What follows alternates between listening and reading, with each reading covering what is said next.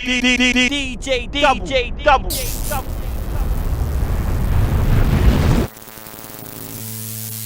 It's DJDUBL here, and today I'm joined by easily one of the hardest rappers in the business. I say hardest, I mean in style. I'm talking hardest working. I got the ghost in the place. My brother Double, you know. What's going on, man? Love you coming through, my guy. Thanks for having me, bro. Come on, bro. Studio settings right now. Studio settings, literally me and Reach recording it behind bars. Yeah. Thing, so everyone will get to know what that is. It's You get happening me? today. But love for coming through. We're here, man. Thanks for coming on the show, bro. So, area-wise, are you from Battersea? Clapham Junction, Wandsworth Borough, Roehampton. Okay. To get into it, to be on point, it's like I kind of came from Brixton to Roehampton. Right. But ended up with the bros in Junction. Yeah, like yeah, Reach is from Clapham Junction, Mega Man's from Clapham Junction. Right. That's my peers, that's my brothers, so I rep it like it's mine.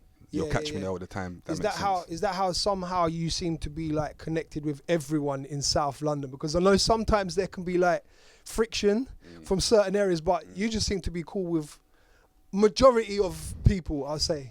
I would say I'm good with everybody in the Wandsworth Borough. Yeah. So Southwest London, obviously South London's a big place, but Southwest London, if you're going from Roehampton to Clapham Junction, we're good there. Like anyone in there, we connect with, kind of thing, if that makes sense. So everybody knows Clue, and there's a lot of fans out there, man. Trying to get more. Of course. Trying to get more. Obviously, that's my fault. Like certain circumstances, I had to sit down, but yeah, we're trying. We're working, man. You started as a DJ, right? Started as a DJ, bro. DJ Clueless. Hey. DJ Clueless. Hey, I still got my techniques. Yes. Don't play with me. Hold on, what mixer did you have though? Championship mixer. Does that make sense? Yeah, techniques. Oh, okay, yeah, so the techniques. You know I'm talking about the techniques. Yeah. Come on, my guy. The DJs know. Come on, the my DJs guy. know. That's got the illest Pull out my crossfader, dub plates and all that stuff. Yeah. Crazy. Being a DJ before you were an artist, did that have an impact on the way that you record or make songs? I would say it kind of did, you know, probably, because as a DJ, you would know yourself.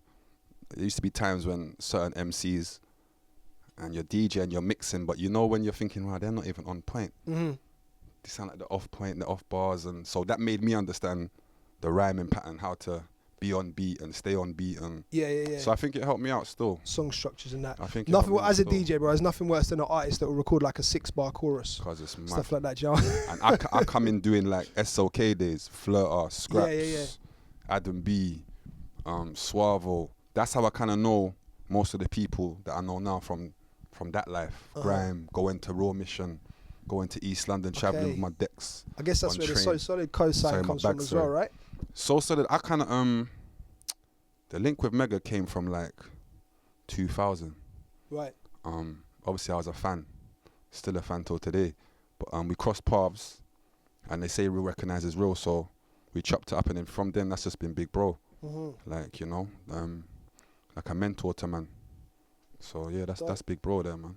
You got a very greasy, like a raw style to your music. Do you think because of that the wordplay and your punchlines get overlooked sometimes? I think my whole thing gets overlooked, bro, man. I'll keep it 100 with you. I don't know why it is. I put in my work, like, it's not simple. I make it seem simple and effortless, but that's what the greats kind of do. But, you know, I'm trying, man. I don't know. I get overlooked, but I can't let that hold me back. We just keep working. Just keep pushing, because one day it's going to break through, so. I feel like you get a lot of industry cosigns, though. Like we mentioned, obviously, So Solid, but I see people from outside of Southwest London shouting you out as well. Like, I feel like the artists know and the industry knows. But it's almost like their fans that don't know. I think that comes from being a DJ. Like I said, I used to travel from like Roehampton to East London, North London, West London, and I connected with everybody that is somebody now. Right. So I feel like they know me, and it's like you said, it's getting their fans to kind of know that I do this thing. Because to be honest with you, I don't know, man. I feel like comfortable to jump on a song with anybody. I don't look at nobody and feel like, oh, that's a problem. I respect people's thing and I rate people's thing, but never a fear factor thing. Like, never. It's never that.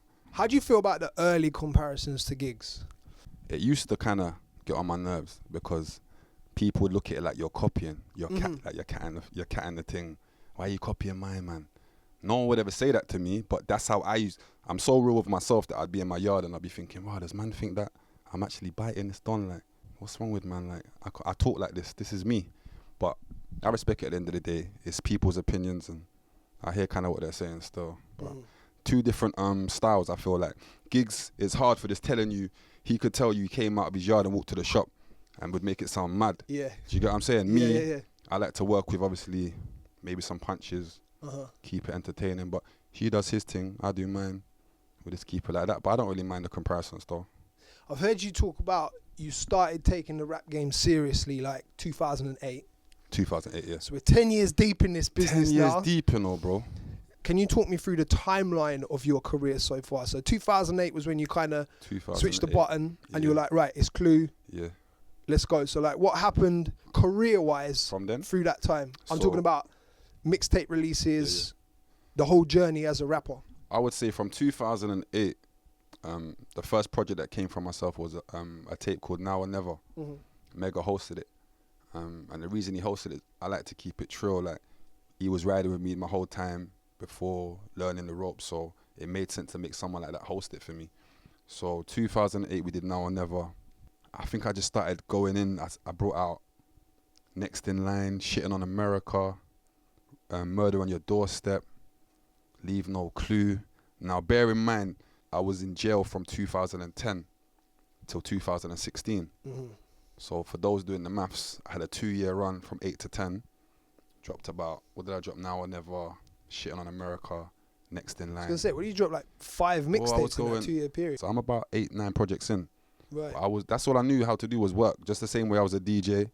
All I knew how to do was go to Uptown Records and cop my vinyls. All I know to do when I'm a rapper is Uptown Records, get in the studio and just record. They don't know about Uptown Records. Shouts to Cameo. Black Market, shouts to Cameo. But yeah, like, I just know how to work, bro. Yeah. And chase that dream. So, and it's a hobby before anything. But yeah, 2008 it started for me though. I heard that you've had conversations, or there was something mentioned about Jay-Z in that period. Where does that fit in on that timeline? Alright, cool. So 2009, towards the end, we're talking December times, I had a guy that I used to help get some weed. Basically. Shout out Safi. And I knew him for some time, but he always used to talk about Memphis Bleek's his guy, and yeah, Bleek likes your stuff, but I always used to think he's waffling, like, right, yeah. He's talking nonsense. One day he calls me, I go to his house, Bleek's there, and me and Bleek start chopping it up. I had a studio in Acton at the time, so I said, we can go to the studio and you can hear a couple things. He was down for that. And to keep it real to Bleek, shout out Bleek, watch was on, comfortable, came to the studio, Reaps was there, the cheese was in there, there was like 20 of us deep, things was about, he got to kind of see a side, like, I feel like he felt, yeah, this is real. But he heard the music more importantly, and I think he was digging it. So that same night, we went back to his hotel, and he was like, "Raw, how you feel about coming to see Jay-Z tomorrow?" And I was like, "Of course."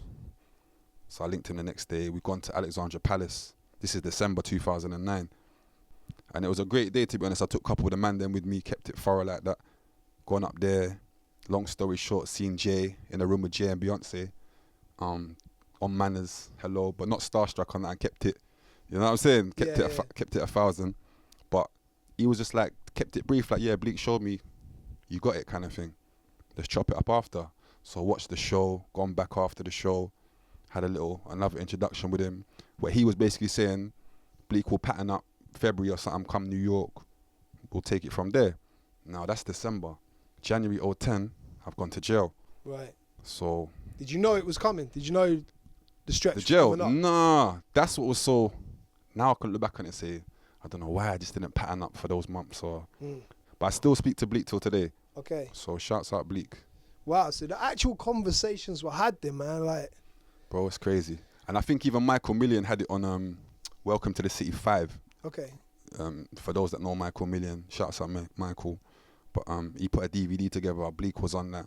That was the actual time when we was in the hotel and we recorded everything. So it was actually proof of it happening. Like, we're not gonna lie about nothing. So and this was before Coke and his venture and all that stuff. So shouts to Rapman as well, of course. Like, kind of showing what's happening now is the fact that salute that. The Rock has their eyes and ears still on the UK stuff. Have you got any way of like knowing if the water's still the right temperature to re-establish them relationships there, or do you think that ship's gone? I don't think it's gone fully because I still chat to Bleak. We still chat in the DMs and stuff on the gram. Him and Jay-Z cool though? I don't know if they are. Him and Jay-Z, yeah. Bleak and Jay-Z are still... I think Bleak got his situation through Jay. Jay gave him a label deal to do the Casanova. Yeah, so Bleak and Jay, as far as I know, are still cool. For me, me and Bleak are cool. But like I said, I'm trying to do it on my own, man. I'll never ask a man or a female for that kind of assistance. Like, yo, put me on. Nah, let the work do what it's got to do. But if the phone rang right now, of course, if the phone rang right now and was like, yo, come sit down. I'm a businessman. I need to come and sit down with you. On the next flight from Heathrow. I'm on the next flight. We need to go. But yeah, man. So we're still chopping it up and that. So we get to 2010, January. Yeah. 6 years in jail. That's the sentence. 6 years. But you know what it was? To make it clear for people, it was like I did 3, 4 do 2s. And the people that know about the life will know what I'm saying. So I went to jail in 2010 for a firearm charge. Right. Ended up getting imitation firearm, which is less than a 5 anyway. So I did like 2. I came out. I probably lasted a couple months. Hungry, eager. Caught another charge. Sat back down. Right. Served 2 years. Came back out. Eager, hungry. Caught another charge. Sat down for 2 more years. So when I say them 6 years, it's because literally from 2010 to 16, I was in jail. Right. So very short breaks. Yeah, with like was there music in those breaks? Because I feel like there was like in those one. breaks. I was gonna say there was like one or 2 projects came out in them times. I didn't know if that was like archived music that was there just to keep things moving. Nah, that would have been working too hard. So that was just come out, tape, do it. Leave No Clue was in between some of those breaks. I think Murder on Your Doorstep was in between some of those breaks also. On the roads, I know there's better things than the roads. So music was always a passion and a hobby. So when I was coming out, get me in the studio, but then obviously other activities lead us to do certain things. So yeah, man, I had to sit back down. I've spoken to like quite a few different rappers now who have all come from similar backgrounds and all ended up at some point in jail. And one thing I'm always quite intrigued to know about is the mindset when you're inside as an artist. Because there's like 2 different ways. Did you find the creativity was there and you was able to write music, or because you're just stuck in that circumstance, was it like a complete block? You can't write anything because you're just stuck in a box? I found myself writing, but I didn't like what I was writing because I'm a guy that writes about what he goes through. So I'm going through prison, mashing man up, running up and doing all these types of things, and it's not that I'm glorifying it, I'm just keeping it 1,000. Yeah. But when I was writing it and, you know, you go on the exercise yard, you might have these little clashes, and I was tearing up everybody they know. But I wasn't liking, it was just too much jail stuff, too much. So when I came out... So we're talking lyrics now. Lyrics, lyrics. So when I'm coming out and I've got those lyrics on paper, when I'm going through them, I was like, I can't even release all this, man. It's too... one way, it's too much talk about jail, there's no talking about. So the process for me, it's good to write to keep up your skills, but I wasn't really using the stuff I was writing when I came out. So did you meet any artists in there? Yeah, I met Shockers. Okay, yeah. I met Shockers in jail. Joe Black, that's my dog still to this day, shouts out Blacks. Where do I feel like I met a few, man. Sorry if I can't remember you, but yeah. Leading up to your release, so this 2016 now. Yeah. What was your mindset? So obviously you've explained now you've done 3 lots of 2 basically. Yeah. Coming out on the 3rd time. Yeah. Were you like, right, have to get focused? Like, where was your brain at leading up to? Brother, I was just more, and Reeps will tell you, I was more, because Reeps was on my last bird with me. We was in block, I remember, and I was telling him, he was telling me, sorry, like, yo, when you land road, you know what you got to do. But I was more telling him, like, bro, I think I'm done now, man. Like, I'm getting older. I just feel like it's your time, because Reeps is someone that I've always pushed, because that's bro, number 1. But number 2, he's hard. So, but we was always having those discussions, and it was people like that kept me on the path to say, you know what, let me keep working. Hence why I'm here still working today. What was the first thing you did when you got out? You know the first thing I did when I got out. What was the second thing you did when you got out? Boy, the second thing would have been eat a food, see my peoples, you know. But thankfully I had enough resources, money around me to be like, let me just chill and focus on music. Yeah. So I feel it for people that don't have those resources, because that's what leads you out into the streets and doing whatever you got to do to get the paycheck or whatever. So, but this time I was just like, yeah, man, came out, literally studio. I remember studio, I think I was in the studio the second day. What was your first song? Beanie Sigel? Beanie Sigel. I was with, shout out Prophet, D Prophet, two producers that I was working with. That was my first take when I came out, Prophet season. And Beanie Sigel was the first video I released. And I hate it when I look back at the video now, because I was in some bummy tracksuit. I think it was an AJ thing, but you know when you're just looking at it, like I didn't have everyone was getting lit. Yeah. Do you get what I'm saying? But yeah, it is what it was. It is what it is. Sorry, but Beanie Sigel was the first vid. There was definitely a point, like listening to that compared to what you were doing in 2009. Yeah, it's not so much like I wouldn't say there was a change of style, but it was definitely a change of quality. Like it really, if you listen to your 2009 stuff and listen to that, the 2016 stuff, like just the sound quality in that, it sounds really like leveled up. Do you know what I mean? And it kind of, for me, it was like, I think the guy's proper serious about this now. Like I think he's really like put his foot down. I feel like I'm an artist. I don't feel like I'm just a rapper, because like you'll catch songs from me where I'm doing this whole harmony thing or the auto tune thing, or I feel like I can do it all. But I think like what I was doing when I came into going back to 2008, the Now or Never project was so, for those that heard it or can hear it, it was music. Yeah. It was fun. It was exciting. And people till today still tell me like, yo, that's your best tape, you know, bro. Like that was music on there. What I did after that, I started realizing that I need to grease up my sound, because it's like people ain't listening. Yeah. And I know what I'm capable of. I know what I've been doing. I know who I am. So, if he's talking like that, what does man mean? Let me talk like that. But that's where I think I went wrong. Right. And I should have stayed in my lane of just being an artist and making good music. Hence why the Beanie Sigel stuff was me having fun again and trying to soldier at war, these type of songs. Yeah, Do you get what I'm saying? So, yeah, man. With being away for that stretch, so much stuff happened in the music industry, even the point of like things like Spotify started to dominate, and streaming mixed CDs almost just completely died off. Like what was the biggest change that you noticed from when you went in to when you came out? I think it was the streams and stuff like that, because I've always had the formula, work hard and just put out videos. And I think that's what I killed myself, kind of. Right. I came out, if I'm correct, I released, was it 24 videos in a year? It was a lot. That's crazy. I didn't count them, but I know that's it was crazy, a lot. bro. When you think of it like that, that's like 2 a month, like for the whole year.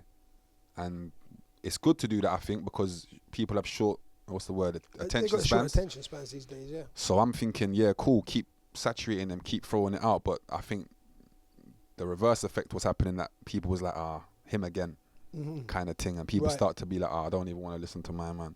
As opposed to the people that maybe drop, like, see, like Nines will come a couple times a year maybe. There's artists that will come maybe a couple times a year. It's almost like a cycle with them, innit? So like right now, you'd say Nines was off cycle. He's off cycle. Making stuff. I've always been in cycle. I didn't know how. I kind of thought like, right, if I'm chilling and I'm not putting out music, that means I'm dead out here. Yeah. I need to stay.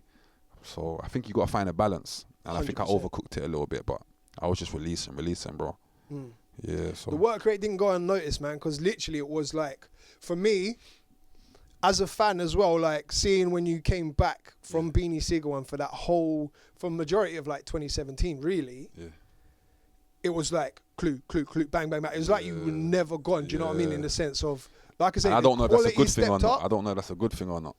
Do you get what I'm saying? Well, I think, in a sense, it was, because through that time, from 2010 to 2016, there were so many new people from other backgrounds coming to UK rap.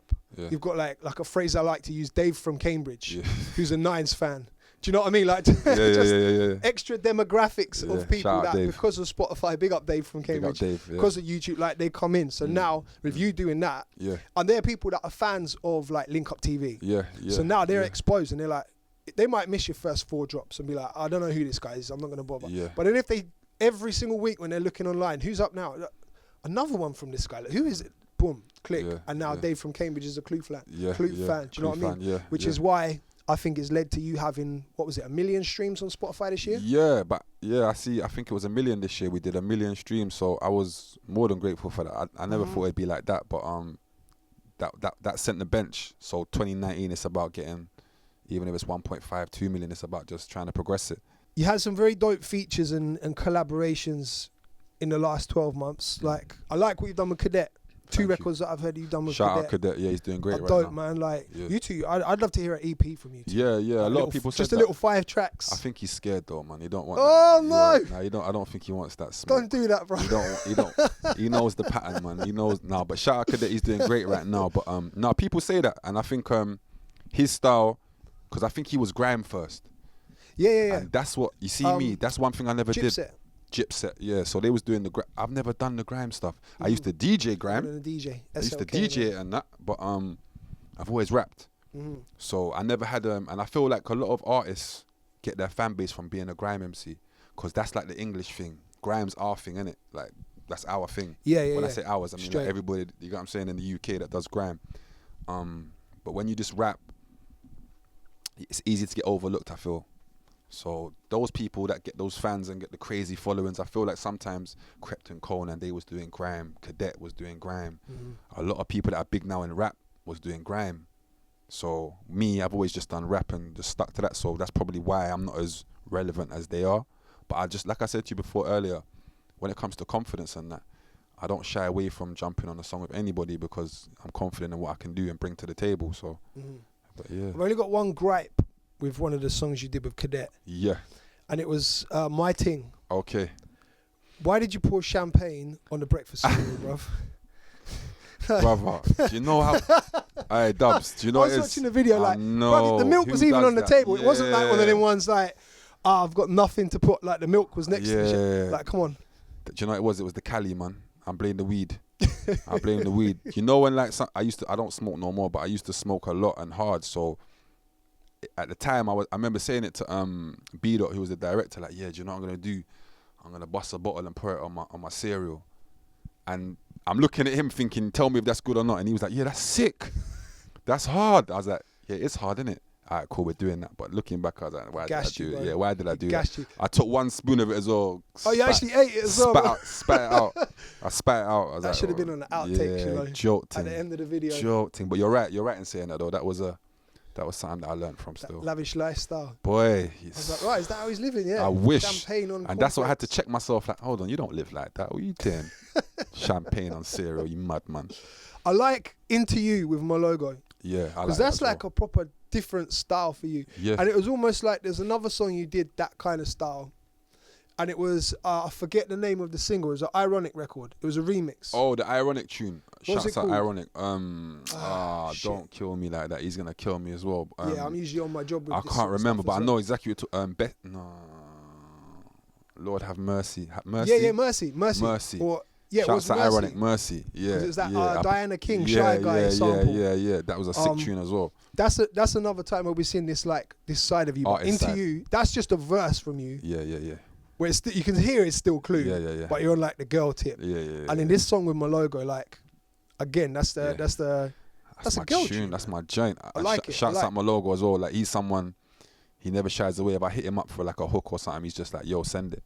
But yeah, I like that one as well. I feel like the female audience loved it more as well, which was good because we can't forget, like, you know, got to have some girls at them shows, man. Come on, man. You know, like, and that's why I say, Dubs, like, I'm an artist. Like, I got so much girl songs, but it's like, because I understand how the game is and how maybe people look at me, I feel like I'm not being boxed in, but I kind of am being boxed in. Yeah.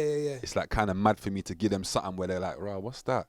They might shy away from, is he selling out? Is he, so slowly but surely just edge it. But I can do all of that, bro. So, but yeah, that was my tune. No, Into You was sick still. Who would be your ultimate collaboration? So dead or alive, anyone ever? Ever?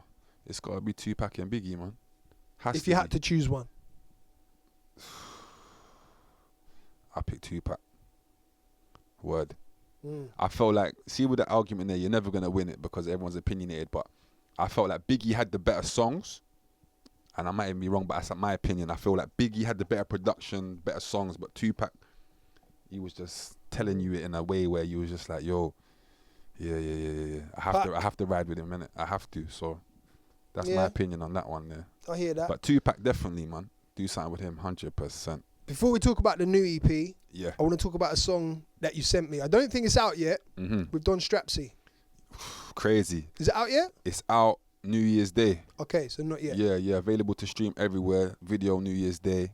Shouts out Strapsy as well. But yeah, that's Hands on Bars is the title track. Shouts out my brother Dems as well, who mixed it. Sick. Strapsy's someone, I think he comes from my era. Like 2008, them times there, he was someone that I looked at like, yo, he can bar. He got skills. So it was good for me to finally link up with him and get this song done. I feel like I like his football punchlines and his whole character. I'm a fan of what he's doing over there with the SE Dons, the football thing. And yeah. So yeah, man, that's how I work. Natural vibes, like, do you get what I'm saying? So shouts out Strapsy, man. That tune's crazy. So talking about natural vibes, let's talk about your relationship with Reeps. Yeah.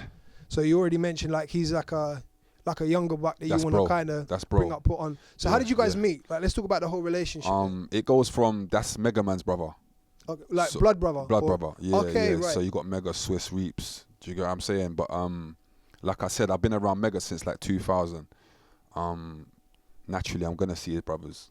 And it felt like, when I linked Reeps, it just felt like not linking myself, but you're linking someone that's with it how you're with it, if not more so. Yeah. Do you get what I'm saying? So it's like, yeah, I took a liking to him. Then from there, like I said, that's how the whole Clapham Junction and me and people assuming I'm from Clapham Junction, they would think that because I was with Reeps every day. That was my brother. We was about.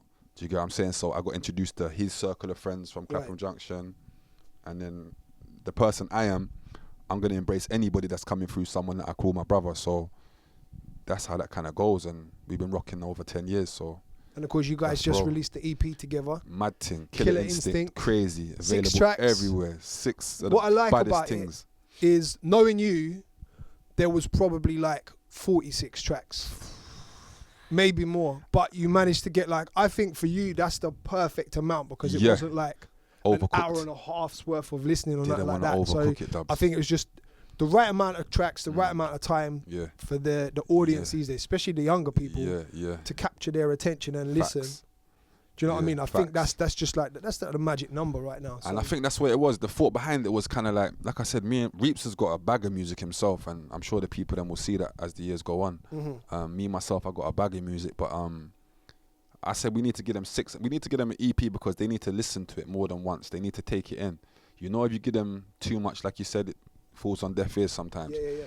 So I kind of felt, and if you, to be honest, when you think of Clue and Reeps, you're probably thinking you're gonna get 6 greasy songs. You're getting, I think there's only like maybe 2 or 3 kind of roadish greet, but then there's like some there's something for everybody on there. To be honest with you, something for everybody on there, and that's why we put it out. Like, it felt like a good project. When I was listening through it, because it was only 6 tracks, that was my expectation. Like this is going to be grease. Like, I need to make sure I don't get into any situations in the car because I might jump out and punch someone type things. You know what I mean? Like, gas you up real quick. Hey. That's what I was expecting, like, especially with the name of the EP, Killer Instinct. I was like, right, this is going to just be like just straight grease, street murder music. But 22 shots. Yeah. Fanatics on production. Talk to me about how you connected with them guys. Me and Reeps have known the Fanatics for like for probably 10 years now as well. Okay. Shout out C-Dot. Yeah. Big up Dro and the team. Big up Dro, of course. But yeah, we known C-Dot. We used to like record with C-Dot. So he was making beats from back then. Like we would get a beat or two. Reeps was always jumping on C-Dot's beats. So, but we've had a relationship for long with them. So it was only right that we got them on this project. And like I said, even though it's called Killer Instinct, the idea behind it was we're gonna give them something that they're not gonna expect. So we knew with the title straight away you're looking at, oh yeah, bag of grease. But if you listen to the EP, and please do go and check it out, but you'll find that raw. It's actually I believe it's a good body of work, man. Definitely. Yeah. DJ Khaled is a dope record. Crazy. I was in the studio and I was actually watching one of your videos. It wasn't. I don't think there's a video for DJ Khaled, is there? So it was another video. I don't remember what it was. Now my son was brought to the studio. Right, he's only 6, and he looked at the screen and he went, "Is that DJ Khaled?" Right, so he saw you on there and he was asking if you were DJ Khaled, which actually, this is where I'm going with it. It made me think about your ethnicity. Yes. Let's get it out of the way. Let's get it out of the way. Please. And I have seen online, I know the fans want to know as well. They want to know. Because I thought, when I was looking at it, I thought, I can see actually where he's going with it. Like, he doesn't look dissimilar to DJ Khaled. Yeah. What is his ethnicity? Do you know? He's Palestinian. Okay, cool. now I know because I've seen the fans are online. They want to know, bro. They want to know. They've been wanting to know. But you know, what's in your blood? Where you from? I kind of feel like I'm going to upset so much people because the amount of DMs I get from certain races. You're one of us. So you're the sickest, you're the best, and you're one of us. And I'm just like, nah, I'm from... But no, my mum's white English and my dad's Jamaican. Okay. So literally just standard mixed race. Mixed race Jamaican. Jamaican and English. Dad's got dreads and all them thing there. You get me? But yeah, and it's mad because I feel like in my younger pictures, it's obvious to see man's mixed race Jamaican. You can kind of... But it's like the older man started looking Indian, Moroccan. Yeah. See, Moroccan you get what was I'm saying? When I saw someone suggested that, and I thought, you know what? Actually, if you put you next to French Montana, you wouldn't be like, oh, those two are definitely not from the same country. Brother, so like, I've heard it all, man. Ali G. And you see me, I'm so real. I just tell man the truth. I hear it all. Ali G, this one, that one. I'm waiting for man to start talking about Rezz, the man from that group there from X Factor, with the Indian don looking that just does nothing, with the big nose. You know what I'm talking about? Yeah. But you see me, I can embrace all of that. It's mixed calm. race Jamaican. But yeah, it's literally Jamaican and English, man. So that actually leads on. That's a perfect segue to the next one because Back It Up is a dancehall tune. Mad tune. That's not even a rap song. Mad tune, dog.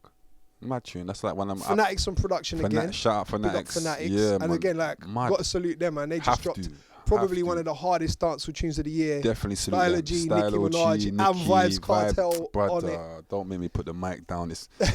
Yo, you see that one there? And I love to see that, man, because like I said, I only want to see people win that deserve to win. Yeah. Like, but them boys there, Fanatics, they've been grinding for so many years. And it's good to see, like, cause I was chatting to Cedar on the phone, and he was telling me, yo, we got Nicki Minaj on a song. And I was like, what? Whose tunes it on? He's like, Stylo G. I said, shout out Stylo G. That's crazy. And then everyone's seeing what it's doing right now. So it's sick, man. Mad. I've seen he's been out performing it in Jamaica this week. Crazy. He's been shutting it down. His videos are... He's been shutting it. Mad. Yeah. He's been getting lit. He's been getting lit. Shout out Stylo G and the Fanatics, man. 100%. That's but sick, back bro. to your record. So Back It Up. Yeah. That's my What was the thought process? Because this is like a proper curveball. Like, Into You was a different sound. Yeah. This is a different genre for Clue. I feel like that's why I keep saying this. It sounds like I'm always saying it, but the artist side of me, like, bro, that's what I do. I come and like engineers will tell you that I've worked with. I come in and I like to just like nowadays I work off top. I don't even write it down as much. I just go from top. So, but I just like to create good vibes, and if it's got to be a singing chorus or a little bashment in the style or something, I'm with it. Like I said, I can't allow myself to be boxed in. Music is music at the end of the day, but yeah, the Back It Up tune's mad. Me and Reaps proper, like, that's something we'll be in the car just catching the vibes to, you get me? Yeah. Let's talk about the headline show. Mad. 31st of January. January 31st. O2 Islington, what bro. a way to start 2019.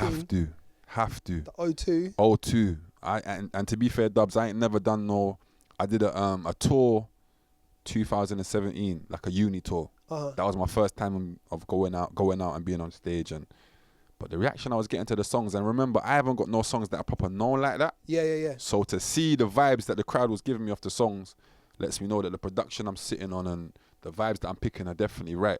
So I look forward to the headline show, man. I think it's going to be lit. Last time I checked, we only had like 100 tickets left, and the capacity is 800. So for someone like me that's building, so it feels like an achievement already. Brother, it is an achievement. Definitely. Don't downplay it. Yeah, man. What song are you most excited to perform on the night? There's a couple. I can't lie to you. The Everything Cool with me and Reaps. I'm looking forward to the energy on that. But I'll be honest with you, the Gripping and Swerving, the remix to Whipping Excursion Giggs' tune. The way we, I feel like that's gonna go down crazy, man. I feel like that song in particular, more so than Beanie Sigel, was like an amazing re-entry for you. I feel so too. After your time on the bench, that was what really, bruv. Yeah. It went off in the clubs. Mad. Like I don't remember hearing it on radio, but the online chatter about it, between the DJs talking about it, comparing like the two, the fans talking about it, and just the fact that the comparison was there as well. So that was definitely. And I know we took that one. Yeah. I know we took that one. I told Giggs we took that one. And shout out Giggs for giving man the beat and all that stuff. Nah, man, like I said, that one there. Anything I feel like myself or Reaps remixes, it's always a problem. You know what I'm saying? I've remixed a couple songs and I feel like I've always brought it to the plate. You get what I'm Did saying? some damage with that one for real, man. So was that how you got a relationship with Scott Stiles? Is that how? No, I think Sean Merds, who works with Scott Stiles, around that time, or did you know him from before? He reached out to me. I think, do you know what? You might be right. I think once we jumped on that song, I think Sean Merds reached out like, yo, I love what you done. Me and Scott, you know, been talking about it. And then that's how I had the introduction to both of those producers. So yeah, I think it might have come from that still. Yeah. You guys have done some dope work. We done some, man. Yeah, we got some good joints and we got some more coming as well. So shout out Scott Stiles, he's sick. Shout out Sean Merds, sick producers, bro. They're hard. They do it still. Back to the headline show real quick. I know Nole's going to be there. Nole's there. Shout out Nole. I know Moelogo's going to be there. He's there. What else can you tell me? Because I know there's going to be like 1 or 2 surprises. I don't want to spoil the surprises. Yeah. So what can you tell me about the show? Like what else that we don't already know? What can I tell you that you don't know already? So you know, obviously Nole's coming through, Moelogo's coming through. Bringing out Joe Black. Card. Do you know what it is? We have to pay homage. Like for me, Blacks is like one of the first. Yeah. Do you get what I'm saying? So, and we had old works from like 08, 09 times, I think it was. But I got some new music that everyone will get to hear soon. So there's, I don't want to say too much, but some artists are going to be coming out. You'll hear people that are around me working on music also. They're going to open up before me and stuff. So we're keeping it in-house in a sense of shining a light on our corner, which is, I'm happy about that still.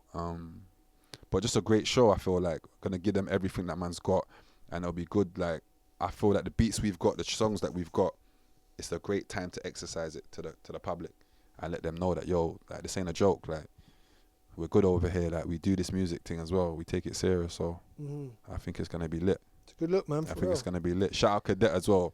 He's going to be coming out there as well. Cadet as well. And he's got I didn't want to let that out of the bag just in case. Yeah. No, Cadet's coming true. Anyone you've heard on a song with me, Geckos, they'll be coming out. Plus some other special guests also. Sick, man. So 2019, that's where we're headed next. 2019. How are you going to... I know you've got like a project planned. Yeah. I don't know if it's finished yet. Is it finished yet? It's finished. Okay, yeah, so it's ready to go. Yeah, it's ready to go. How are you going to level up in 2019 and really like wake up the people and make them pay more attention? I feel like the project that me and Reeps just dropped was an eye-opener to some because, like I said, there's songs on there that probably people wouldn't expect to hear. So that's kind of giving them an eye-opener. Now, 2019, the project that I've got, I can let you know, it's with the Fanatics. They've produced everything on there. So anyone that knows about their production would know that we're talking some serious fire there. So I can confirm, I suppose, Fecky's on there, Crep's on there. I think I'll leave it there for now. Moelogo's on there. But is that this tune or next tune? That'll be the EP coming 2019. Okay, but so is that Into You? Nah, new tune. Another Moelogo. New tune, new Moelogo tune. I think they'll like this one sick as well. This one's crazy.